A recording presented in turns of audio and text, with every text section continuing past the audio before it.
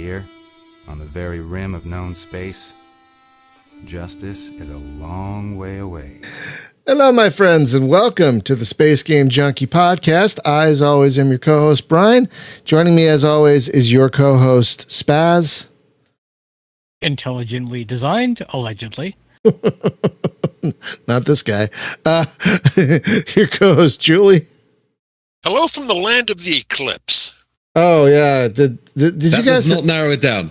It really doesn't. Did you guys actually see it? I don't remember. My friends and I sat there in our front yard. We watched the eclipse.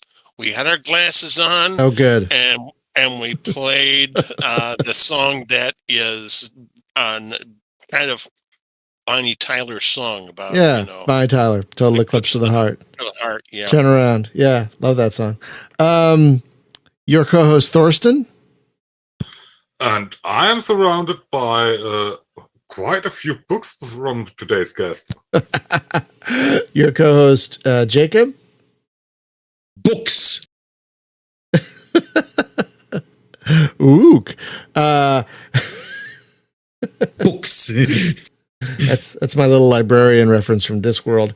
And Good stuff. Finally, your co-host, David. Please insert funny quote here. Charming. So, friends, we have a guest today. I know it's been a while, but we have a guest today joining us. Oh, John, I forgot to ask. Where are you calling from? I forgot to ask that. Maryland, East Coast, United States. Maryland. What a lovely state. Spent a lot of time there in my youth. Joining us from Maryland, John Ziegler, right? That's correct. Oh, good. John Ziegler, longtime role-playing game author, designer, developer, here to talk to us today about, so friends, we've had Ken Burnside on the show before to talk about his games from Ad Astra. And Ken reached out to me because John and he worked together on a new is a supplement the right word for this? Is that what you would call this? A supplement? Oh, the supplement to anything. It's game system agnostic, but it's appearing as part of Ken's nonfiction line. Right. Oh, interesting. So it's a world building book basically called Architect of Worlds that goes. It's big, y'all. It's almost 200 pages. It's a deep. It's 191 pages of nerd shit of the highest quality. It is supreme nerd shit, and it's even too nerdy for me. That's how nerdy it is. I'm pretty goddamn nerdy. Undistilled, unfiltered, 100% nerdium in a PDF. Nerdium. How is also? Go ahead. I wanted to say, as we get started out, a lot of work for Steve Jackson Games. Wow, respect. Mm-hmm. I'm sure we'll talk about that.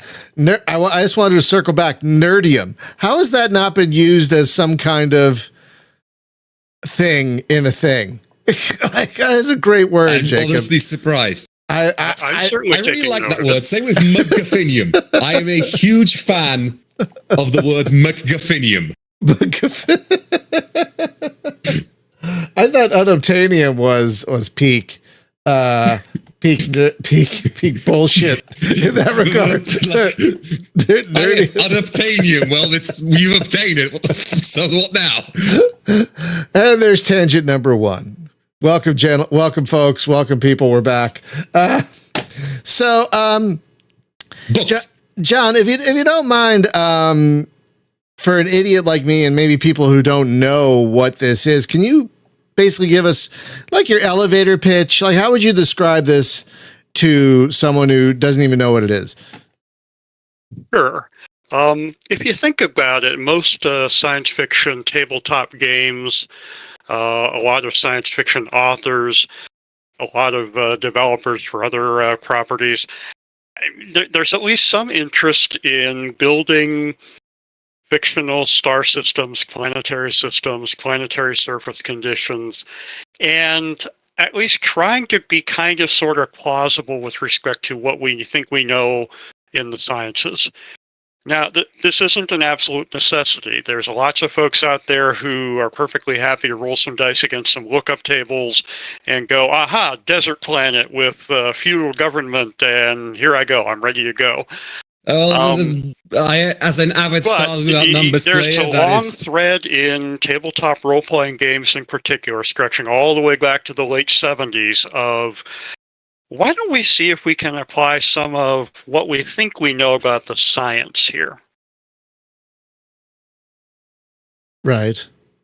And that's where I'm going to be honest, folks. I tried to read this thing. I'm too dumb for this thing. I tried to read it. I'm way too dumb. The book is clearly going to be for a limited audience. I've joked, and in fact, Mark Miller, who owns the science fiction role-playing game Traveler, chuckled about this.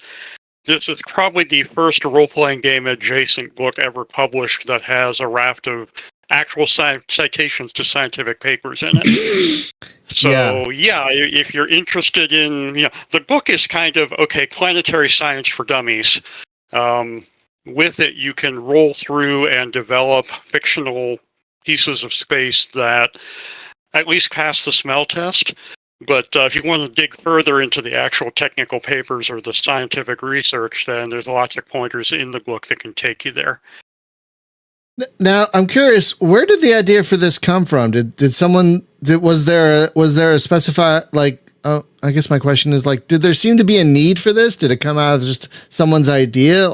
Where did the impetus for this come from? Well, like I said, a lot of this goes way back. The classic role-playing game Traveler, one of the earliest products it ever put out was the sixth book in the core system. Remember, Traveler used to come with these little black books, and the sixth one in that series was the Scouts book. It was all about exploration.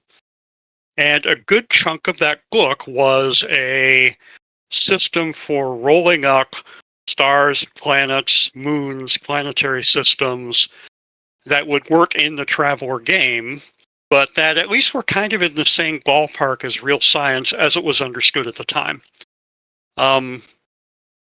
So there are other science fiction role-playing games since then have done similar things. As it happens, I kind of backed myself into being the expert on this stuff. I ended up writing 3 of these for GURPS and GURPS Traveler over the years. 2 of them for GURPS Traveler, 1 for the 4th edition of GURPS Space. Always the understanding is, if you want to wing it, if you're looking for something that just has dramatic possibilities, that's cool. But if you want to take a stab at the real science, like, for example, science fiction writers like Poul Anderson or Larry Niven or Hal Clement have made a history of doing, then this kind of system is useful for that. Okay? Like I said, back in the late 90s, early 2000s, when I was doing a bunch of work for Steve Jackson Games, I ended up writing 3 different systems for doing this kind of thing. The last of those was the 4th edition of GURPS Space. And that was published after a couple years after the big boom in exoplanetary science had started. We were starting to detect planets around other stars. And of course, by today, we've detected thousands of them. And almost immediately, we were becoming aware that some of the old models for how planetary systems form and how they're structured, by looking at our own, of course, just didn't fit the facts that we were seeing out in the galaxy. So this caused all sorts of havoc in the astronomical community. Okay, our old models obviously don't work. This is how science works. The old model doesn't work. Okay, how can we explain that? How can we come up with a new and better model? So GURPS Space, which if I recall was published in, let me double check, 2006. Actually, it took a stab at some of the new science that was coming out at the time. But of course, the last 20 years or so, planetary science has just been absolutely revolutionized. It's a great time to be an astronomer.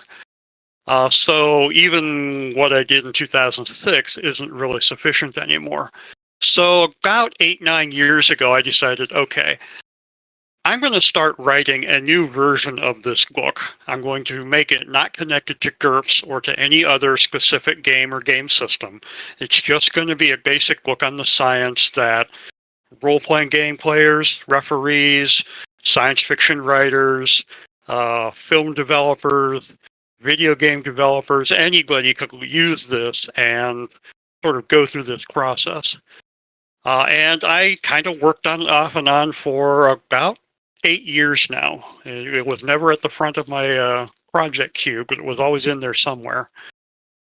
So that's kind of where this came from. This has kind of been a lifelong quest for me to figure out ways to do this plausibly. And this book is the result. Can I just say, when Brian said board game, I looked at this and I said, what? Come on. And maybe it's because the first time I saw the word Steve Jackson game, and I will admit, sorcery is never more than outside of my arm's reach because it lives on my phone. And I saw this, and the first thing I thought about is a conversation I had with one of my editors, and I said I used a turn of phrase in my book that's coming out this year. It said he was the best in the system, and her first comment was, "What system?" And I said, I don't know. And I thought about this book, and I saw this book, and I thought about a book that came out not too long ago by Richard Bartle called How to Be a God, which is kind of in a similar vein. But, I said, I wish when I had been through the first draft of this book, I think I'm my third now, that I'd wish I had this as a resource, because she said, one of the owner of the publishing company said, you need to have something it's like a toy truck. And I said, what? She said, well, Stephen King does this. Have a little world that you write about in your spare time just to take your mind off it. And I started to write something about this, and it was a desert world. And I said, other than just duplicating what Dune is, I said, I don't have anything to use for a resource. And now I do. And it's like, I approached this from a whole different standpoint, and I said, I wish I had had this sooner. And so thanks for the resource. I do come to this from the direction of tabletop role-playing games, because that's where I was doing a lot of my writing and editorial work back then. But I also write literary science fiction, and it's fully the intention that this book may very well be a good resource for actual science fiction writers. In fact, apparently CJ Sherry has already contributed a blurb for the back cover and has a copy of her own, because Ken Burnside does occasional consulting work for her. Wow. Ken also tells me that Ken tells me there's another well-known science fiction writer who is going to be getting a copy of this and has already contributed a blurb for the back cover, and he won't tell me who it is. He's being very clear about it. So until until I actually see the back cover, my wife and I literally have bets as to who it might be. So I have a couple other not top tier, but definitely published science fiction authors who are interested in this as a resource. And of course, if you look in the how to write science fiction genre of how-to books, you'll get books that are kind of like this, maybe not as detailed. So it's fully intended that that's going to be part of the market for it. Well, when I was talking with another author a number of years ago, and she writes hard science fiction, and I don't do that, but it's just mine is all down to a particular planet. But she said, if you've got any kind of space travel in your game, you really got to know your stuff. And I said, that's why I've avoided it altogether. And, I saw this kind of book, but, I thought, and I never occurred to me to equate this with a board game, but yeah, it's an amazing resource. Yeah, I'm floored by how much stuff is in here. Like, honestly floored. It's I mean, and if you're smart enough, yeah, I could see you using this for anything. I think I sold it to the team as a tabletop thing because that's where I, that was my entry to it from Ken. But yeah, you could see anybody using this.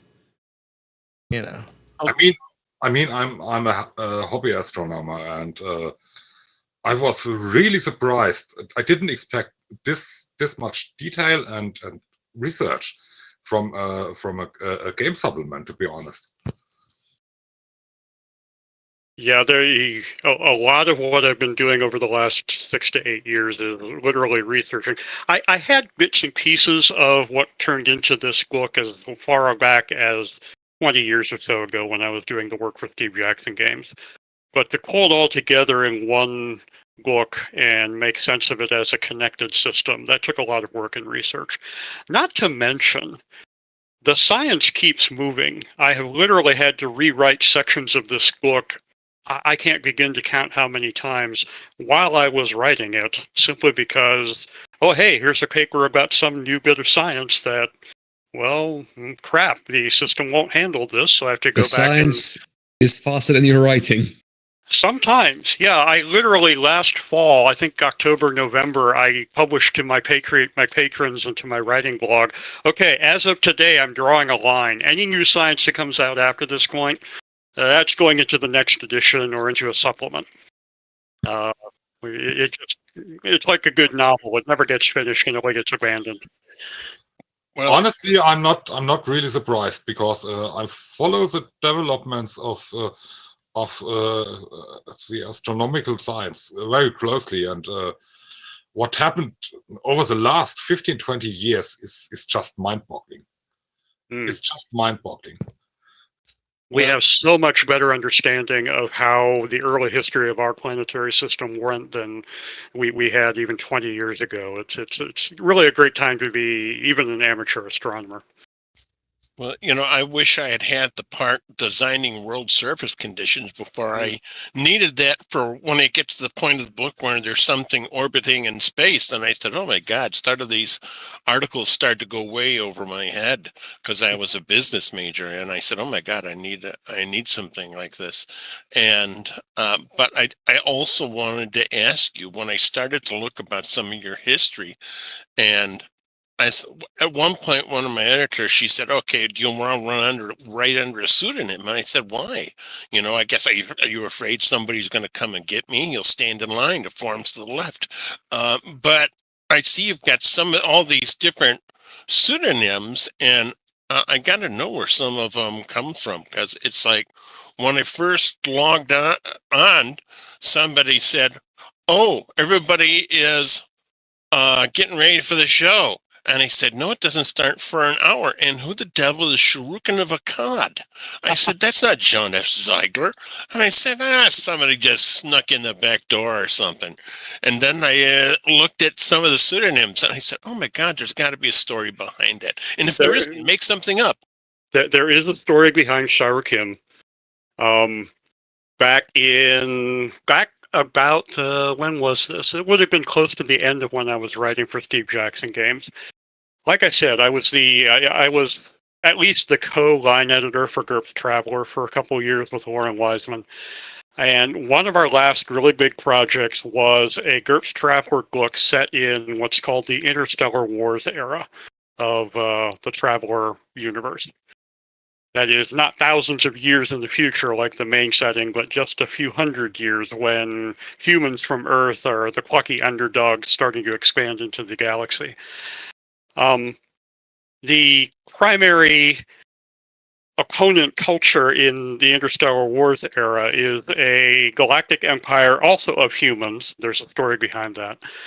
And a lot of the prior material for that was these humans had a vaguely Mesopotamian origin. A lot of the names and whatnot were sort of pseudo-Akkadian, things like that. The language, or some of the words in the constructed language that have been come up for them. So I did a little bit of research on Mesopotamian history. Now, my personal historical core is classical Greek.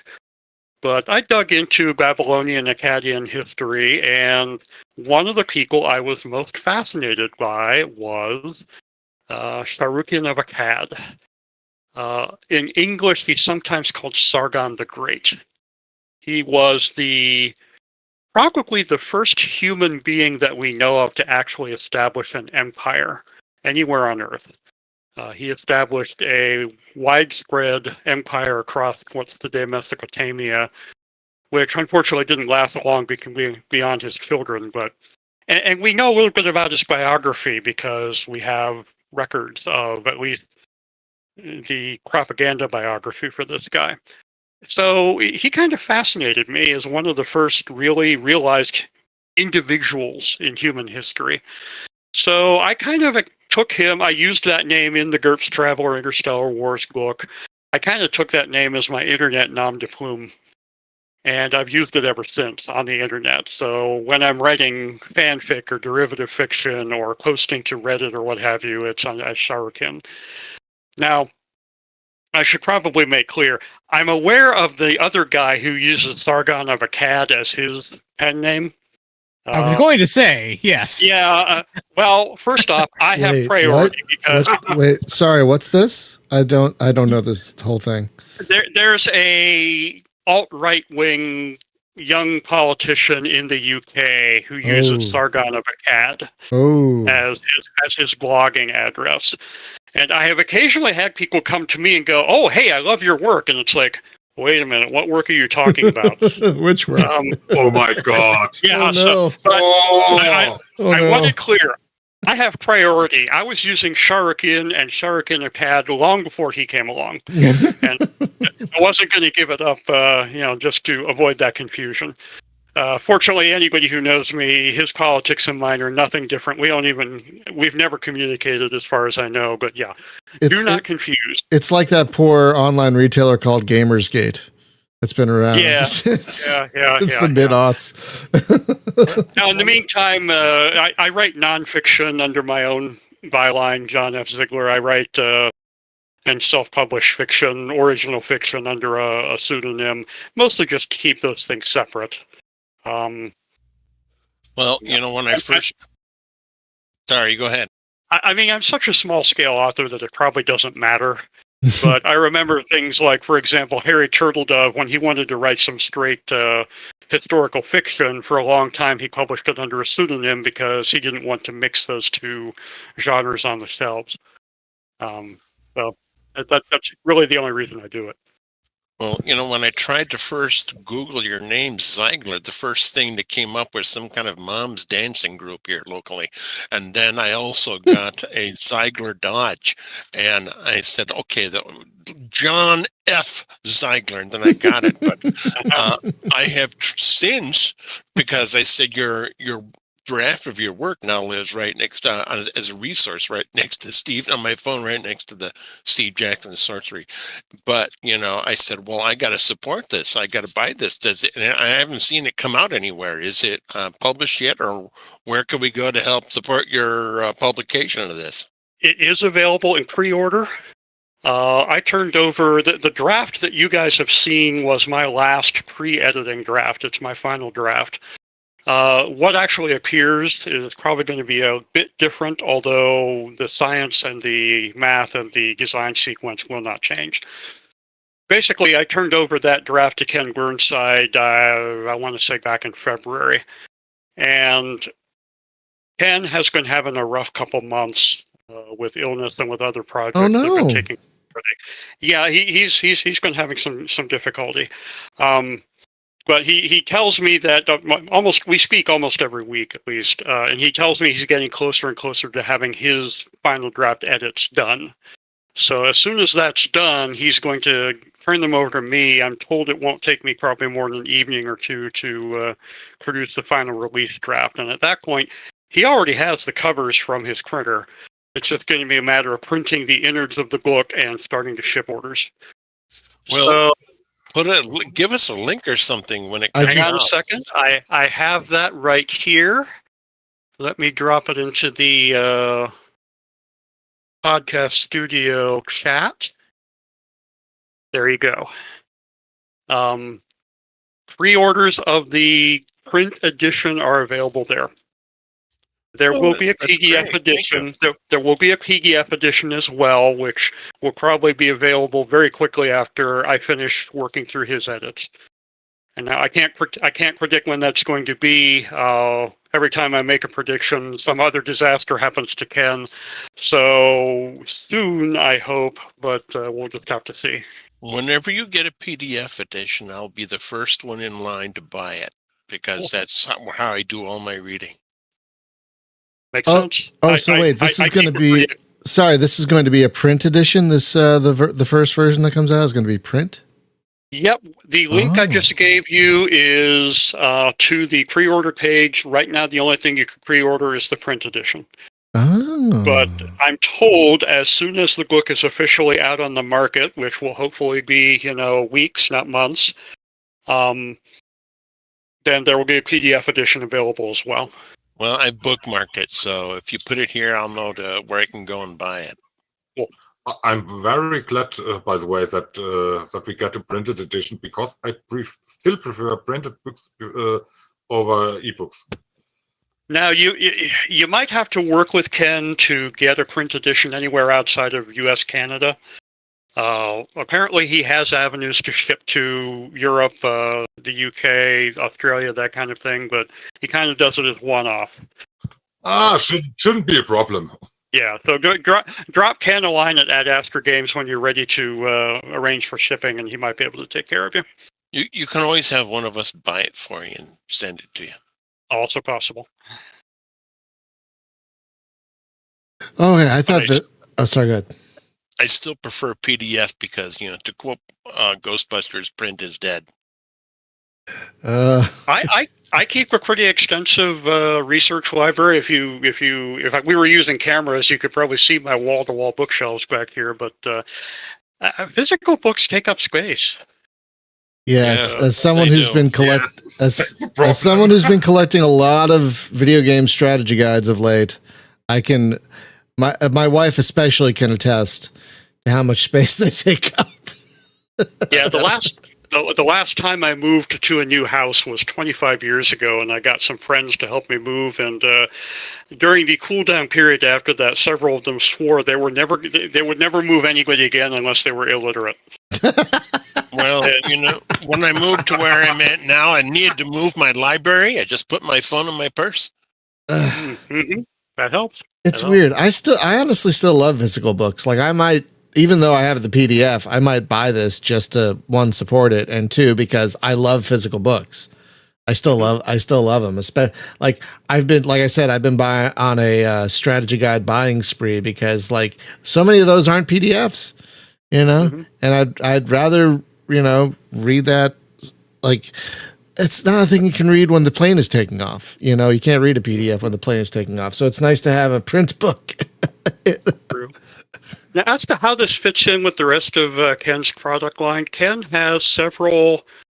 It basically is part of his nonfiction products. He has several other pamphlets or books on various aspects of realistic, plausible space travel, rocket science, things like that.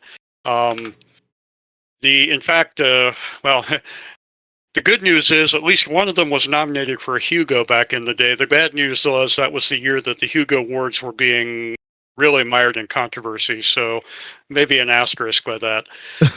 Which one? There are several years.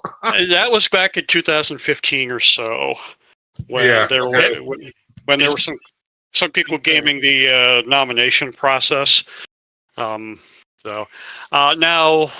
Architect of Worlds is by far the heftiest book in the nonprofit line. Well, you can tell that just by the price. All the other ones are $2, $3. Oh yeah, those are all pamphlets. This is a full-length book. No kidding. It is 191 pages. Well, it's going to be a little longer even because the final draft is going to be a touch longer than that. We're adding some forms in the back that, and I think Ken intends to make those available as a free download as well. So have a form to work with while you're designing your worlds, and you can have that. If I may make it. Oh, good. Well, I just was going to say, anytime you have a book called The Hot Equations, had I not known it's nonfiction, I never would have suspected. Mm-hmm. Mm-hmm. If I may make Now good. Go ahead. No, I was going to make a stupid airplane joke. Go ahead. It's fine. Ken and I are talking about doing some follow-on products for Architect. Maybe some short pamphlets, more like the rest of his non-fiction product line, just for new bits and pieces of science or special cases or what have you. And then, of course, in a few years, there might be enough new science out there to do a second edition, but I'm not even thinking about that yet. Well, I mean, this one took almost a decade to write. And so much has changed just in that decade, you were saying. Absolutely. The first time I had a full design sequence, the bulk of the book is a long design sequence where you can start with nothing and, okay, how many stars are in this star system and how are they arranged? Now take one of those, what are its planets arranged like? Then pick one of the planets. 9 times out of 10, probably you're going to want one that's more or less Earth-like. Okay, how Earth-like is it? Can you work out the surface conditions of it? That's like 2/3 of the book is that design sequence. Well, the first time I had a complete design sequence for this whole process, it was probably about somewhere between half and 2/3 the length of the one I ended up with. Just because we've learned so much about possible exceptions to what we thought of as the right model. And every time we came up with an exception, I had to add more material in there. I'm fairly sure. I mean, yeah, it's a dense book. There's math. There's a lot of, here's some of the science backing up each step. It's pretty dense. But I feel like the model that we ended up with is going to take care of a lot. I actually have been patting myself on the back quite a bit lately because, okay, we see new exoplanets somewhere or a new case that real scientists are speculating about, and it's like, okay, yeah, Architect of Worlds can do that now. So I'm pretty happy with how it's going at the moment. And you were saying pre-orders are pretty robust. I think you sounded surprised by that. Well, the way it ended up being a Ad Astra Games project, I was working on this entirely as a labor of love. I fully expected to write the whole thing. I did all the layout, for example. I was the art director and the layout expert as well as the writer. I fully expected to finish producing it, produce a PDF, put it up on, say, DriveThruRPG or RPG Now, and sell maybe 6 copies. Because, yeah, it's going to be for a niche market. I've known Ken for years, and he was aware just by following my blog and my Facebook page that I was coming close to being ready to publish this. So last fall, he came to me and said, hey, how would you like to publish this through Ad Astra Games? Now, I think I let Ken believe that it took me a few weeks to think about that. It actually took about 15 minutes. Ken is an absolutely on-fire marketer, promoter. He is absolutely shameless about promoting his product line. He goes to conventions. He gets online. He sells everything he possibly can. I wanted that for my book. So we came to a good arrangement as to exactly what royalties were going to be like. And already, even before the book is out, I've sold a couple orders of magnitude more than I would have, I suspect, if I'd been doing it on my own. So I am quite happy with this relationship. Ken's a good guy to begin with. Yeah, he is. I'm sorry to hear he's not doing well, but it's I'm glad to hear he's also doing better. Mm-hmm. But no, I'm really happy to hear this is actually generating more interest than you anticipated, because I'm honestly not surprised, because there are crazy fans of things like this always in the woodwork, waiting to come out, waiting for their thing. It's like space video games. They were long forgotten for a long time, and now once they started coming out, people are like, oh yeah, I remember these. Mm-hmm. Yeah, I have to attest. You caught me playing Crusader Kings 3 earlier, but I'm a Mass Effect junkie from way back, and I used to play Elite Dangerous a fair amount. I got tired of that, mostly because I got tired of other people. Well, there were a lot of. You brought up Elite Dangerous. Oh no! Here we go. Yes. Here we go. We have a long and sordid history with Elite Dangerous. We're also very tired of it. It's not just the other people made us tired. I loved the fact that they had a decent map of the solar neighborhood, and you could actually visit a lot of these places that I've been studying for most of my life. But yeah, eventually I got tired of the actual gameplay. Yeah. What gameplay? What gameplay? That's the thing. I actually made the mistake of booting it up recently. Just to check out how it is. Oh, I'm sorry. And here's the thing. The things that are good about this game are the same things that were good about it 8 years ago. Yeah, so, the sound design, the graphics. Some bits that are enjoyable. There are some parts that can be fun if you want like Euro Truck Simulator in space. It hasn't changed. It hasn't added anything actually enjoyable in 8 years. It just added grind on top of grind on top of grind. It's just, I'm actually kind of. I think there's a new space Starship Simulator coming out soon. I saw a Kickstarter for it that's just winding up and is well past its minimums. There's a demo for it. There's a demo for it. I think that's the one that I was looking at too. What is it called? Starship Simulator. There's a demo for it. There's not a lot of there right now, but the demo looks promising for it. So yeah, we're definitely keeping an eye on that one. It looks fancy. I'm cautiously optimistic. Yeah, they're very almost Star Citizen levels of ambition, and that's the worry. That's the worry there. Very ambitious, and excuse me, and so yeah, we're a little worried about that. Yeah, that was my assessment too. It looks like if they manage to get maybe 2/3 of what they actually have planned to work, then it looks like it'll really scratch that itch for me and for a lot of other people. Yeah, whether they'll be able to pull it off is another question. Yeah, when I see something like that, I'm like, okay, guys, start with like a solar system or like 10 solar systems. Start small and build from that. You know what I mean? Like, get your gameplay solid, get your mechanics working, that kind of thing. Get all that in a small chunk and then build on that chunk. Don't be like, we're going to give you the whole universe with this huge detailed ship. It's like, whoa. Slow down, calm down. Yeah, in fact, if you notice, they're actually promising more than Elite Dangerous ever did.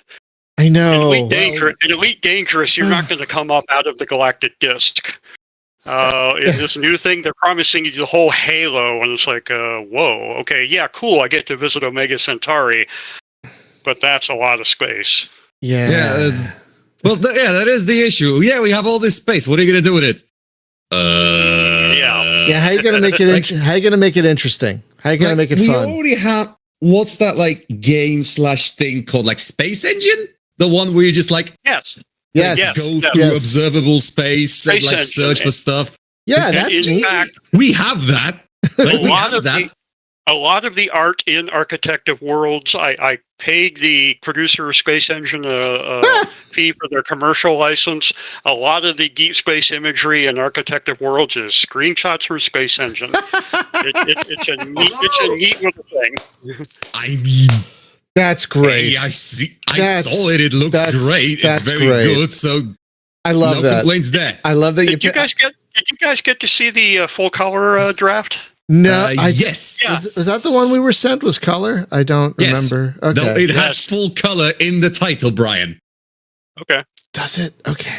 It's in the final name. Sorry. Yeah, a lot of that space imagery kind of looks in black and white, which is going to be the print edition, but it really pops in the color PDF. So I'm hoping that's going to do. Yeah, though the black and white will have a certain like retro appeal, I imagine. Possibly.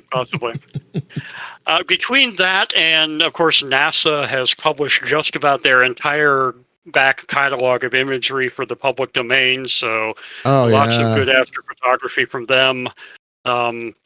This was an easy book to be an art director for. I didn't. I was able to. I was able to find a lot of good pieces to drop in. That's funny. Oh, it's amazing. Wait, what's the one thing we just talked about? Space Engine? Is that what it's called? Space Yes. Engine? Yeah. Mhm. Yeah, it's amazing that you paid those guys to allow your use of their art. That's amazing. I love that. I love that connection. Yeah, I know they. I'm not sure how many people have actually ever done that. I mean, it's a cool planetarium map, and I can attest to, at least for things like planetary movements and whatnot, they are absolutely on mark. Awesome. One thing I did notice is if you zoom into, say, a remote galaxy somewhere in the sky, what you see in Space Engine is not what you would see with an actual camera. That's it'll fair, look like though. a galaxy. That's Yeah, it'll look like a galaxy, but it might be face on, whereas the actual galaxy is edge on, stuff like that. But still, it'll generate all sorts of good imagery for you, and I was able to make good use of that. That's wonderful. That really makes me happy because it's like the Space Engine folks have been pounding away at their product for years, and it's a terrific product, absolutely terrific product. So I'm really happy to hear there's a little bit of cross pollination there. It makes me very happy. Oh, and you brought up Mass Effect, not the most realistic thing, but fun. Loads of fun. Frontier developer. Fun. In fact, speaking of which pseudonyms I use, between the time when I was working for Steve Jackson Games and the time I decided, screw it, I'm going to start writing my own stuff, even if I never sell any of it, I spent about 5 years writing a ton of fan fiction, and I ended up writing a complete novelization of the entire Mass Effect trilogy with an extra novel on the end and a couple of novellas in the middle, and it was a lot of fun, and I got lots of readers. Where can you find those? Like Amazon, or do you well, funny story. There was a time when somebody basically downloaded all of my Mass Effect fanfic, slapped stolen covers on it, and published it on Amazon with their own byline. Yeah, that didn't. Son of a. You are a victim of that stuff. Oh my god. That didn't last very long. It was apparently only up for maybe less than a week before someone noticed and recorded it to Amazon. I think if you dig around to Goodreads, you can still find it. Not a big deal. I mean, I was more annoyed that somebody thought that they could actually get away with that. But no. I originally wrote all that on fanfiction.net under my Shuriken pen name, so you can probably find it there if you had to. Hang on a second. Let me see. Yes, here we go. Yeah, maybe if you have a link, put it in the stream chat. That's the place for it. Yeah, I'm just about to do that. Great. That's the first volley. That's Mass Effect 1. The neat thing I thought about that, it was a great exercise in writing. I got to do a lot of the hard science fiction author tricks with Mass Effect, which of course took a little work because Mass Effect is not what you would call hard SF in a lot of ways. But I also got to do a lot of writing the other, writing from a point of view other than your own. So the viewpoint character in my entire series isn't Shepard. It's Liara Tassoni. Remind me who that is. I've played the second and third games. Liara is the archaeologist. Oh, right. Okay, yeah. Blue lady. Yes, okay. In Mass Effect 1, she's just an archaeologist. In Mass Effect 2 and 3, she's the shadow broker. Right. Okay. Yes. I never got through the first one, but I did play the second and third. So I definitely remember it now. So it was kind of, everybody writes fan fiction when you're novelizing a computer game. Everybody writes fan fiction from the viewpoint of the protagonist in the game. So I decided I was going to do something a little different. I wrote from the point of view of the protagonist's love interest, who, of course, in those games has a pretty big role over and above just their relationship with the protagonist. And it was a great writing exercise, and much to my amazement, I got thousands and thousands of views for that stuff. None of which translated into any interest in my original fiction. I kind of had to start from scratch there, but still, I had struggled for decades to write a novel. Actually, from start to finish, write a novel that would read well when I was done with it. Writing fan fiction taught me how to do that. Oh, that's good. From what I understand, a lot of actual established authors do get their start, figuring out how to do their craft by writing fan fiction. Oh yeah. So it's definitely great for that at the very least. Mm-hmm. Mm-hmm. Well, and also these days with the traditional publishing industry in such shambles, let's face it, a lot of authors are doing some mixture of traditional publishing, self-publishing, writing fanfic, just so they could get out in front of an audience. So. That seems reasonable. So wait, do you mean like going through a traditional publishing house, but also publishing themselves on Amazon, for example, that sort of thing? Like they mix it up that way? Yep, absolutely. A lot of it depends. A lot of authors that I know of, they might have gotten some books traditionally published, but the major publishing houses, as soon as the book is no longer profitable, it drops off their catalog. Well, there might still be readers out there who want it, so they'll take the rights back and republish it. I'm thinking of Reich Spoor, if you've heard of him. If I understand his story correctly, a lot of his more popular space opera science fiction novels, they've been dropped from the main publisher's catalog, so now he's going to indie publishers, he's going to self-publication to make sure he gets out in front of an audience. It's a story I keep hearing, so. I believe it. I totally believe it. It's got to be really hard right now to be an author. I mean, I always talk about how hard it is to be a game developer with all the games coming out, but it's got to be hard to be an author with just... I can attest. Back when I was writing some fan fiction, I was also writing short fiction for the magazine markets, and I did some research. Of course, I was primarily interested in what were considered pro markets, that is, the ones that paid you enough that you might actually get yourself some science fiction and fantasy World Association membership eventually. There's only about a dozen of those in the United States, for example, Asimov's, Analog, a few like that. And they basically got on the order of 200 to 300 submissions for every one that they published. Oh, God. And which meant that their slush pile readers were constantly overwhelmed, which meant that you could be writing perfectly good fiction and still not get into print. I mean, I kind of had that experience. I was getting rejection slip after and they were good rejection slips. I would get the editor-in-chief writing me paragraphs about how much he enjoyed the story, but maybe tweak this and tweak that. Oh, my God. But, none of that fiction ever actually got into Analog or Fantasy and Science Fiction or any of the magazines. And it hasn't gotten any better over time. So, yeah, it's really tough to succeed in those markets.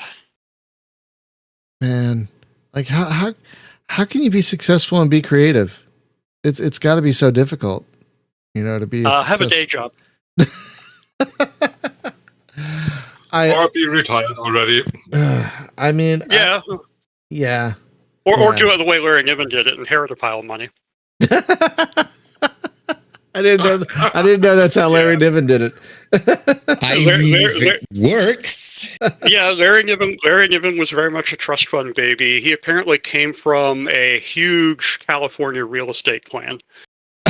So, he went to university and he started writing, and he actually, this was back when you could still break into the magazines with relative ease. He actually wrote a few pieces in order to show off to his family that, yes, I'm not just, messing around here. You can actually make money doing this.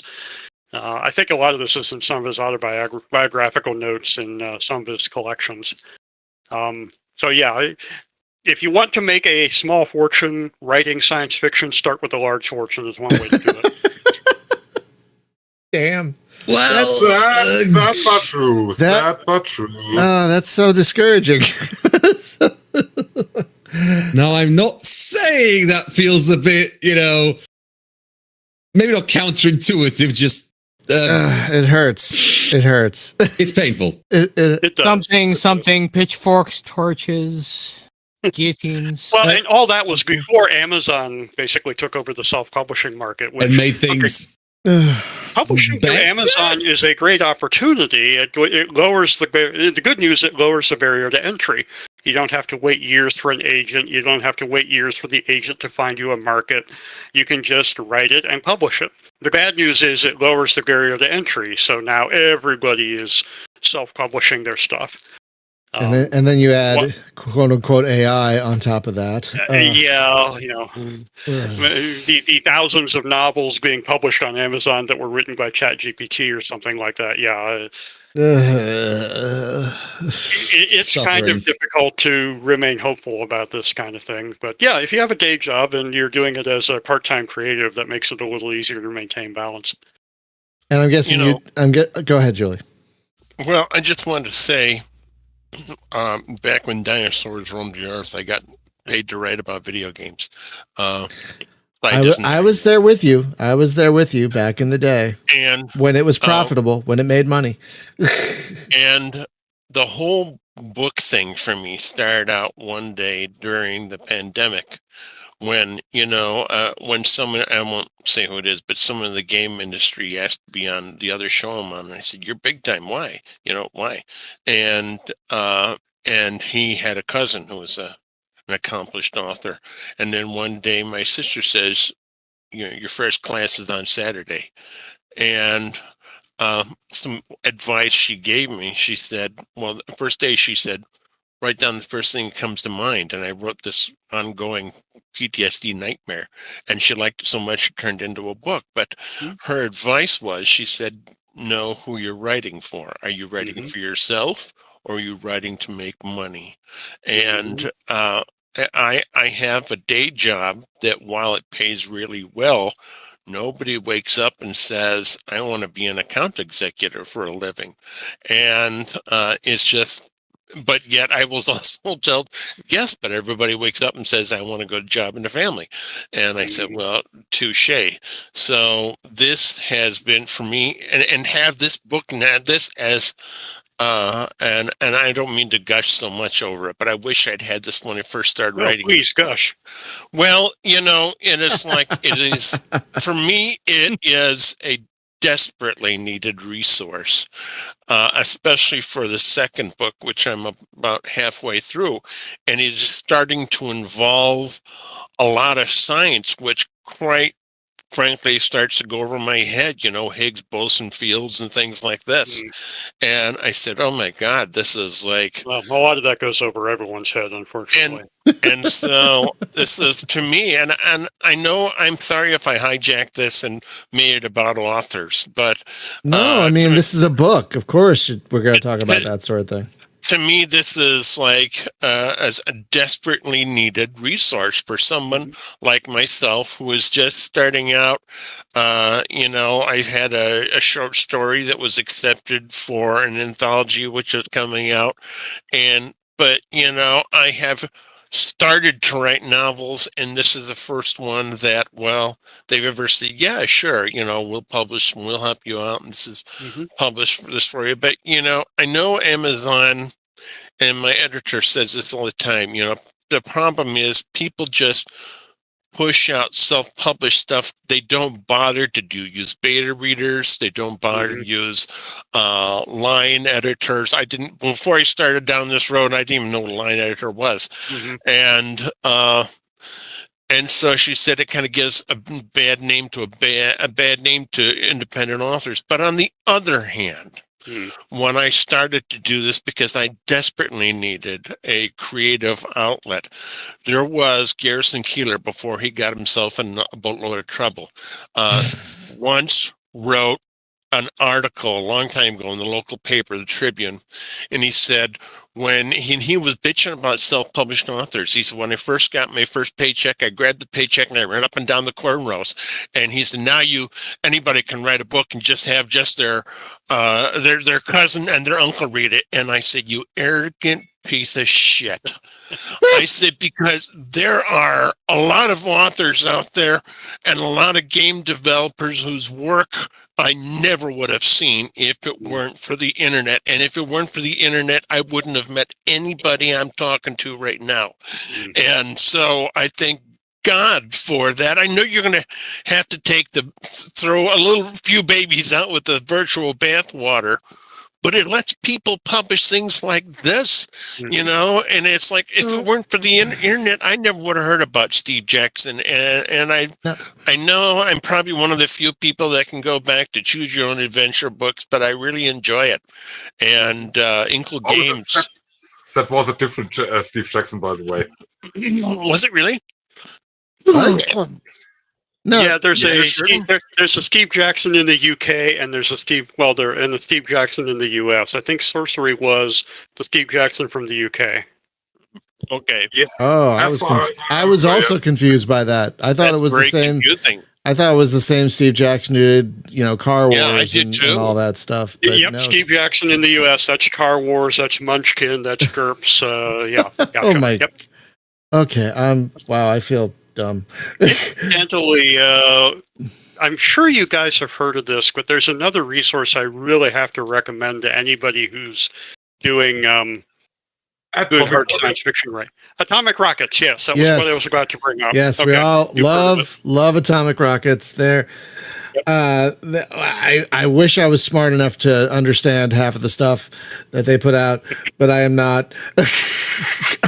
But you got to give them credit for all the work. Oh my God, all the work. Well, that website is to space travel and rocket science as you know, and to a much greater degree than my book is to planetary science. Yeah, it's astounding. It's an astounding resource. Really great resource. Oh my God, I wish I understood some of the stuff.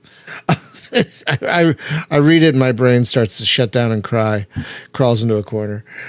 And Julie, I don't think we're trying to malign self-publishing. It's just it's made things better and worse. Like a lot of things. It's made things better and worse. I mean, it's better in a lot of ways, but then you get, like we were talking about earlier, the people throwing a bunch of Chat GPT stuff together as a book and throwing that out there. And you can find YouTube videos of people telling you how to do that. And it's that kind of gross stuff that makes us sad. That it takes away from the joy that it's all from the people actually doing creative stuff. Yeah. Because it's a huge grifter culture around doing that. Yeah. Well, in particular, if you're going to do any kind of self-publishing, you've got to be really, really careful, because a lot of the firms that are out there offering support for self-publishing, are they vanity presses? Are you going to pay them a bunch of money and have no obvious impact on sales? That's one reason why I've been kind of leery of doing that kind of thing. Because everybody wants to be an author, and there are going to be people out there who are going to try and take advantage of that dream. So, fortunately, go ahead. Well, I was just going to say, there was an article in Google News that came across my newsfeed just this last week. Somebody had used 3 different AI programs, wrote a children's book, illustrated it with these programs, and put it out for self-publishing in a weekend. And I said, well, that's horrible.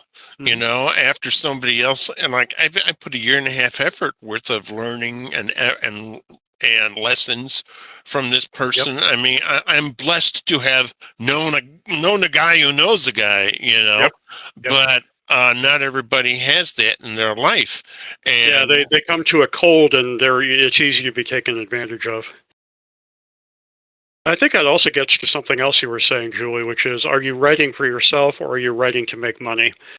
If you're creating to make money, then the world we're living in is not going to be kind. But if you're doing it primarily for yourself and then you go looking for an audience, you might have better success. And you never know, the lightning might strike. Well, it's like, and Brian might not remember, but a number of months ago, I was on the show and I said, she doesn't listen to this show. And my publisher said, fire the other editor. I said, how can I fire your editor? She's your editor. And she started in along these lines about me writing for money. And I said, I'm not doing this. I said, because this started out as, I had a good friend that died during the pandemic. Mm-hmm. And, like everybody, you were stuck here at home, and a career that pays well with no creative outlet. And this was, and I know I'm not the only person I know that suffers from PTSD. And this has gone a long way to help that. And writing has changed my life. And so, again, I know I'm gushing about your book, but, thanks for writing it. And I'll give you a little blurb in the back of my book when it comes out. Thanks. I guess what we're trying to say is, folks, if you think you have a creative outlet, pursue it. You never know where it's going to take you. Just be careful. Absolutely. Just be careful. Absolutely. Yes. Someone could mess up your stuff. AI could try and take it away from you. Well, I think we're all at risk for that. But God. At the very least, we ought to get to enjoy what we write for a while first, right? Before the robots take over and kill us all? Yeah. So, any other questions about the book or about not Steve Jackson, Ad Astra? I don't have any. Anybody else? Or should we start? Oh, go ahead. Go. I have one question. When you wrote your book, did you have a particular... I go out to the Ad Astra, and there's a lot of products out there. And when you first started down this road to write this book, did you have one of their particular products in mind? I did not. I deliberately designed the book to be game system agnostic. It uses standard international units, what we Americans call metric. There are a few units in the book that are for convenience sake that aren't SI, things like Earth masses or solar masses or astronomical units. Those are just convenient. But by and large, it's the kind of thing that, you could design your piece of space and convert it to any game system you want, and it would work just fine, because we're talking about the real universe here. At one point I did, and this may be an early supplementary product, about 3 years ago I did a abbreviated version of Architect of Worlds specifically for the tabletop game Traveler. Anybody who's played Traveler, you have even if you're not digging into all the scientific detail, the very first 3 black books had a system where you could randomly generate worlds for your characters to visit. Well, I built a abbreviated version of Architect of Worlds that could produce exactly that. And especially because if you do just the random dice method that they have, occasionally you get worlds that aren't physically very likely. But, the Architect of Worlds, one of the reasons I've been fascinated by this all these years is to find ways to do it plausibly, to sort of patch over those classical errors. So that'd be a nice short, I think it's only 4 or 5 pages long. It would have to be updated because that was 3 years ago, and Architect of Worlds has changed quite a bit since then. But Ken has a Traveler license from Mark Miller, so he tells me it would be pretty trivial to publish that through Ad Astra. Of course, Ad Astra has their attack vector and squadron strike, the fairly complex, but very playable. I know I've sat through a few sessions myself. Having played both of them, they are very fun. They're also for insane people. There's a lot of detail to keep track of, that is for sure. So you could very easily build stuff with Architect of Worlds that you could then port right into a Squadron Strike campaign or something like that. So, yeah, it's folks. If you're of a certain mind, you will love this thing. It is super impressive. It's so technical it broke me. That's how impressive it is. And I'm not saying that negatively. I am not very smart. It's just, a book is good when it features an entire section on varying and expected value on page 4. Yeah, that was deliberate. I mean, a lot of these systems, you roll the dice, you plug it into the equation, and you're expected to take that value. Well, fact of the matter is, the models in Architect, a lot of the models that we work with in science are only approximate. The real world is going to vary. So here you go. This is what your expected value is going to be, but feel free to tweak it. Yeah. Page 4, everyone. Page 4. Well, John, I want to thank you for taking the time to talk to us about your very complex, but not complicated book. It is a complex book, folks, but I got through 20 pages of it, which is more than I thought I would. So that's impressive. It's definitely. Thank you very much for giving me the opportunity to talk about it. I appreciate it. Yeah. So, folks, again, I have read it. I have read it to completion myself. I haven't understood it to completion. You made it farther than I did. Read it. You have a more impressive brain than I. My goodness. Go ahead. Nothing. Okay. So, folks, thank you for listening. Next week on the show, we're actually going to have another guest. We're going to bring back the developer of Underspace, which just hit early access today, April 10th, 2024. If you liked Freelancer from 2003, just buy this. Just go buy it. It's $18, I think, right now. Just freaking buy it. It's so good. It's so good. I think I'm going to stream it again tomorrow because I ended on a dour note today, and it was an easy fix. Approved. And so I think I'm just going to stream it again tomorrow. It's so good. It's so good. So go stream, go buy it. So yeah, we're going to welcome back the developer of Underspace on next week. Second guest in a row after a long drought of guests. So John, thank you again for taking the time to come on and talk to us. Folks, it's called Architect of Worlds. We've put the link in the chat, but we'll definitely include it on the website once the MP3 of this goes up. It's a print right now. It's $35 to pre-order the print, not PDF, print edition. If you like that sort of thing, and you should. Plus shipping. Yeah, print stuff is important. Having a physical copy of a book is great. So please go check it out if you haven't already. And thank you so much for listening. And as we always end every show, please get your vaccines. Please wear your masks. The pandemic isn't over.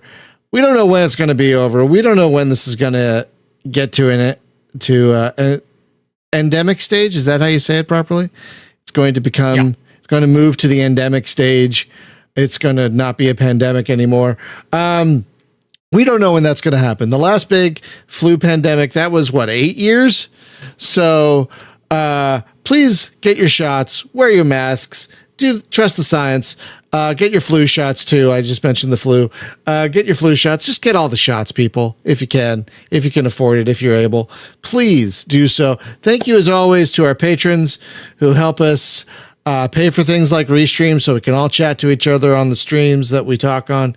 And with that, we'll see you back here tomorrow for more Underspace. We're going to play more Underspace. Have a great one, y'all.